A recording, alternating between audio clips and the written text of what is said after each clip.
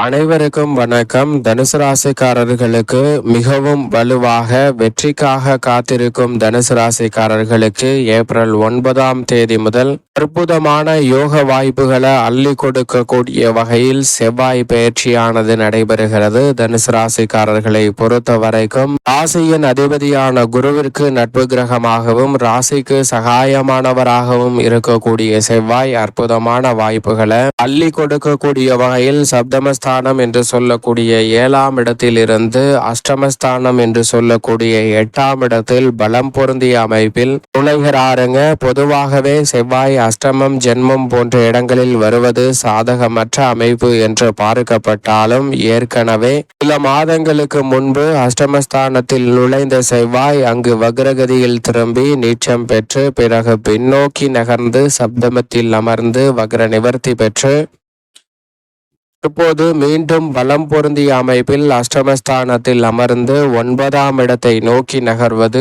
உறுதியாகவே வரவேற்கத்தக்க ஒரு அமைப்பாக நிச்சயமாக பார்க்கப்படுகிறது. ஏனென்றால் கடந்த சில மாதங்களாகவே ஏற்பட்டு வந்த மந்தமான சூழ்நிலைகள் விலகக்கூடிய வகையில் இந்த தருணத்தில் உறுதியாகவே அதிரடியான வளர்ச்சியையும் முன்னேற்றத்தையும் நிறைவாக சந்திக்கக்கூடிய வகையில் பல்வேறு வகையான வாய்ப்புகளையும் சந்தர்ப்பத்தையும் இந்த வேளையில் உருவாக்கி கொடுக்க போகிறாருங்க செவ்வாய். ஏனென்றால் சில மாதங்களாகவே அஷ்டமஸ்தானத்தை ஆட்கொண்ட நிலையில் வலம் வரக்கூடிய வேளையில் 9ஆம் இடத்தை நோக்கி நகரக்கூடிய உத்வேகம் பெற்றிருப்பது உறுதியாகவே அஷ்டமஸ்தானமாக இருந்தாலும் சில பாதிப்புகள் விலகுகிறது. ஏனென்றால் ராசிக்கு சகாயமானவராக இருப்பதோடு மட்டுமல்லாது அவரது பார்வையில் நட்பு கிரகமாக ராசியின் அதிபதியான குரு சூரியன் மற்றும் சந்திரனை பார்க்கிறார். சந்திரனின் ஆட்சி வீட்டில் அமர்வதால் உறுதியாகவே பலம் பெற்ற அமைப்பில் நகர்வதால் இந்த தருணத்தில் பல நெருக்கடிகள் விலகி தனுசு ராசிக்காரர்களுக்கு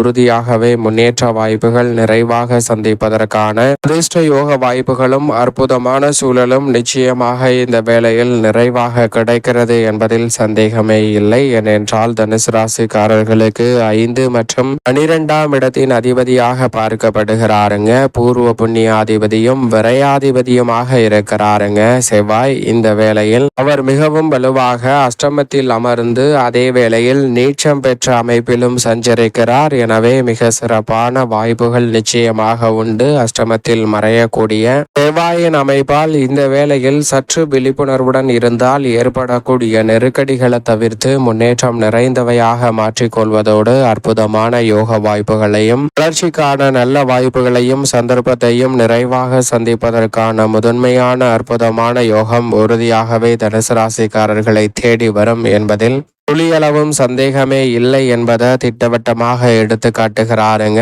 எனவே நீங்கள் நினைப்பதை காட்டிலும் மிக சிறப்பான வாய்ப்புகள் நிச்சயமாக உண்டு. அதோடு மட்டுமல்லாது இந்த வேளையில் அஷ்டமஸ்தானத்தில் அமர்ந்தாலும் தனது சப்தம பார்வையை குடும்பஸ்தானம் ஆகிய 2இல் பார்க்கிறார். எனவே அஷ்டம பாதிப்புகள் கட்டுக்குள் வரும். அதோடு மட்டுமல்லாது தைரியஸ்தானத்தை வெற்றிக்கு உரித்தான 3ஆம் இடத்தையும் பார்க்கிறாருங்க. எனவே வெற்றிக்காக காத்திருக்கும் தனுசு ராசிக்காரர்கள் உறுதியாகவே வெற்றி கிடைக்கக்கூடிய அற்புதமான தருணமாக பார்க்கப்படுகிறது. லாபஸ்தானத்தையும் பார்ப்பதால் தனலாபத்தை உயர்த்தி கொள்வதற்கான நிறைவான சந்தர்ப்பமும் தனுசு ராசிக்காரர்களுக்கு நிச்சயமாக இந்த வேளையில் நிறைவாக கிடைக்க போகிறது. எனவே சரியாக பயன்படுத்திக் கொள்ளுங்கள். இந்த தருணத்தை சரியாக பயன்படுத்தி கொண்டால் அஷ்டம பாதிப்புகளை விலக்கி நன்மையையும் வளர்ச்சியையும் முன்னேற்றத்தையும் நிறைவாக சந்திக்கலாம். சகோதரக்காரகன், உத்வேகக்காரகன், மங்களக்காரகன், பூமிக்காரகன் என்ற பல பெயர்களில் அழைக்கக்கூடிய செவ்வாய் இந்த வேளையில் குடும்பஸ்தானத்தை பொறுத்த வரைக்கும் மிக சிறப்பான வாய்ப்புகளை நிச்சயமாக ஏற்படுத்தி கொடுப்பார். அஷ்டமஸ்தானத்தில் அமர்ந்திருந்தாலும் பல்வேறு வகையான சுப நிகழ்வுகளில் பெரிய அளவில்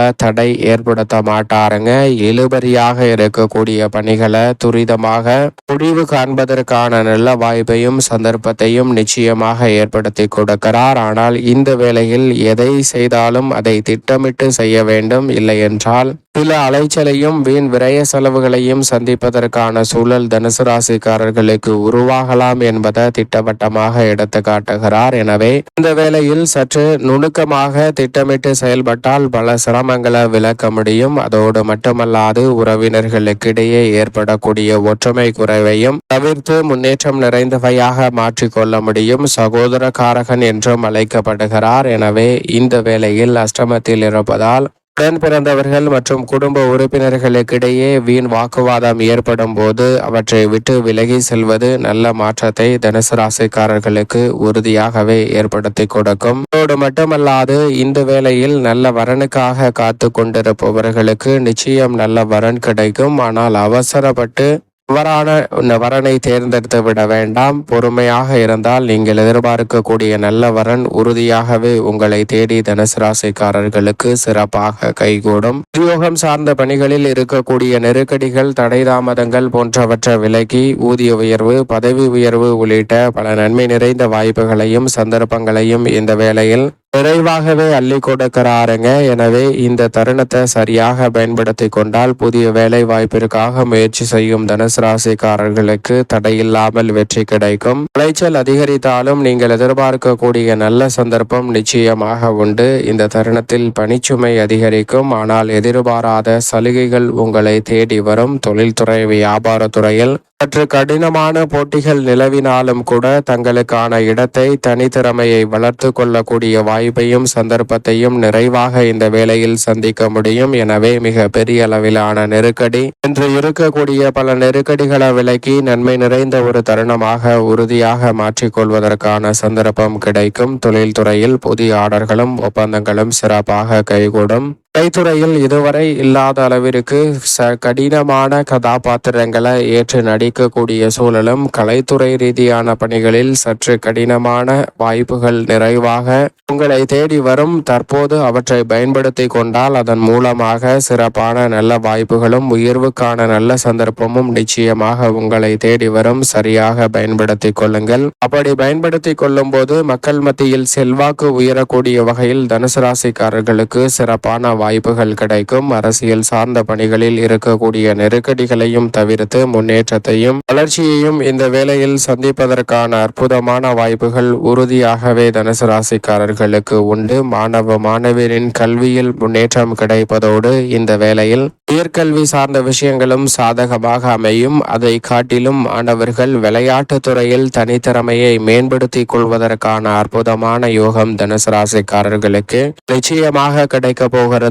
விவசாயம் சார்ந்த பணிகளில் மனதிற்கு திருப்தி அளிக்கக்கூடிய வகையில் விளைச்சலும் வருமானமும் அதிகரிக்கும். எதிர்பார்க்கக்கூடிய தனலாபத்தை உயர்த்தி கொள்ளக்கூடிய நல்ல வாய்ப்பும் சந்தர்ப்பமும் நிறைவாக அமைகிறது. சரியாக பயன்படுத்தி கொள்ளுங்கள். திட்டமிட்டு பணி செய்யும் போது மிக சிறப்பான வளர்ச்சி உறுதியாக உண்டு. மேலும் இந்த தருணத்தை தனுசு ராசிக்காரர்கள் சாதகமாக மாற்றிக்கொள்ள உறுதியாகவே வாரத்தில் செவ்வாய்க்கிழமை விரதமிருந்து அருகாமையில் உள்ள முருகப்பெருமான் ஆலயம் சென்று தீபம் ஏற்றி வழிபாடு செய்யுங்கள். தடைகள் அனைத்தும் தகர்த்தெறியப்பட்டு தங்களுடைய வாழ்வில் மகிழ்ச்சியும் இனிமையும் எவ்விதமான சிரமமும் சிக்கலும் இன்றி எளிதில் கைகூடும். தனுசு ராசிக்காரர்களுக்கு